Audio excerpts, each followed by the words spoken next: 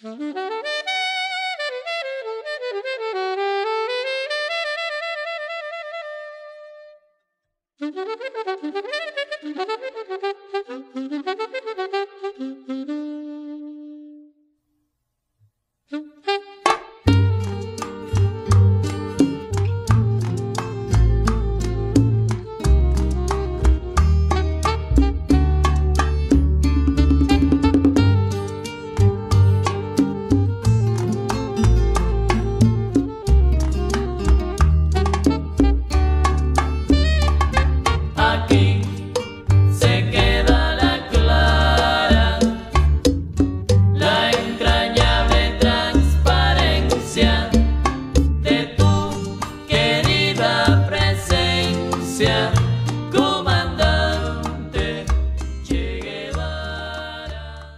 took my first trip to Cuba in 1996, and at the time I was just trying to get away from some things, take a little break.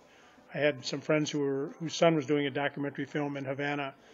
They were going to go visit him and invited me to come along, so I said that I would go, and that was in April of '96.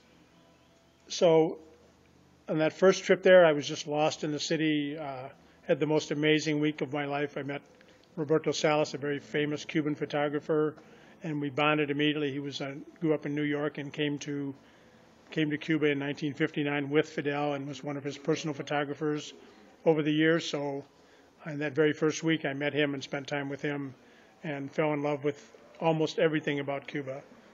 All the questions that I had been asked about Cuba, aren't you afraid to go there? Isn't it dangerous? You won't be able to see the real Cuba. The people are very oppressed and won't be able to talk to you. And I got there and found that none of that was true. It was the complete opposite. I had access to everything that I wanted to see, everything that I wanted to do. The people were generous and gracious.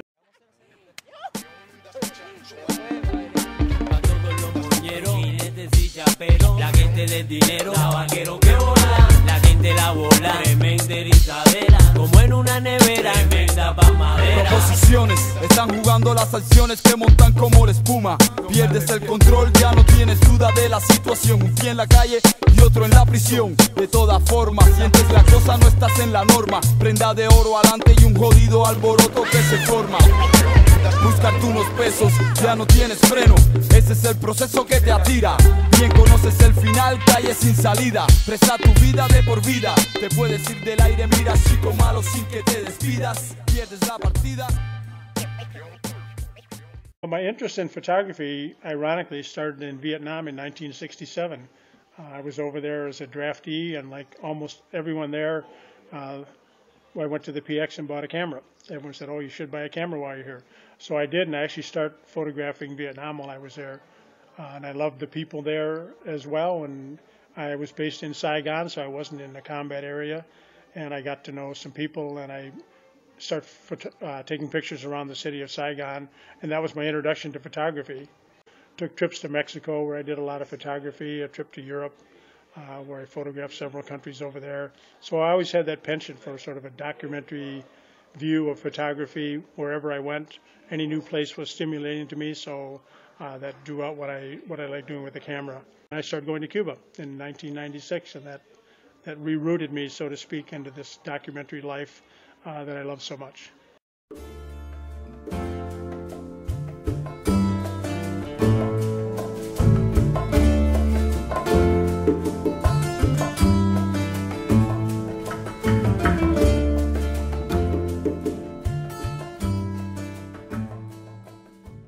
In my documentary work, I look for interesting locations and locales, but the center of my interest is the people who are there.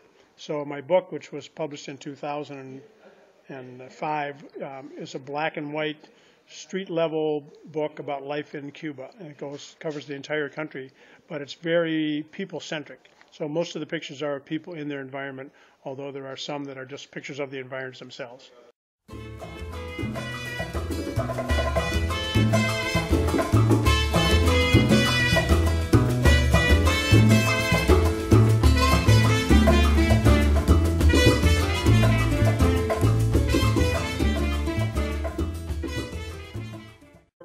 I do a street fashion page actually in Ann Arbor, which is a weekly page, and it's an homage to Bill Cunningham of the New York Times, who does a weekly street fashion page in the style section.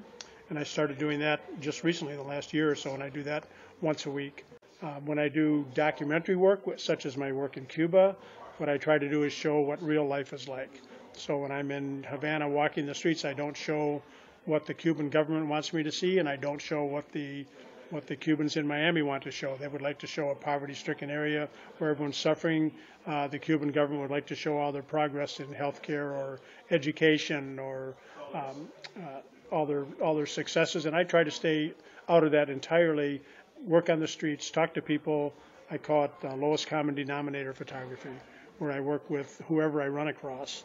I don't have any direction when I go out to shoot. I just walk around, talk to people, try to get into their homes or schools or churches or hospitals, whatever I can do to see what life is like for them, and then record that so that when I come back and show my work to people, they have a sense that they have been there as well.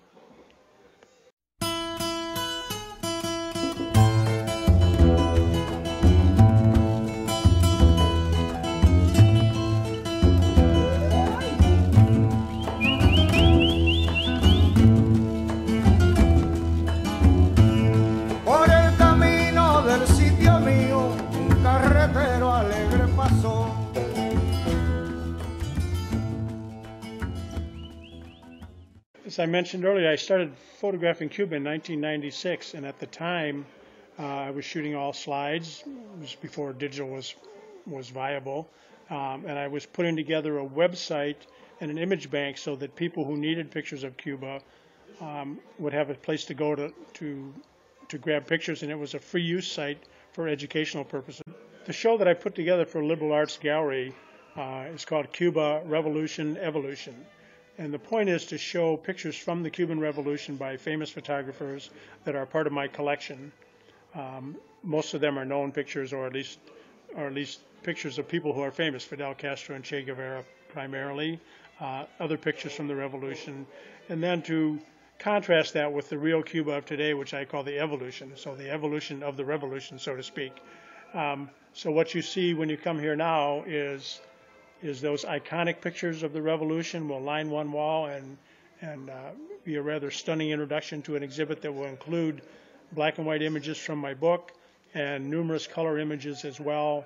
I hope to show about 40 pieces of my own work along with 10 or 12 of these iconic photos of the Cuban Revolution, and have people come in and be able to see these up close and personal.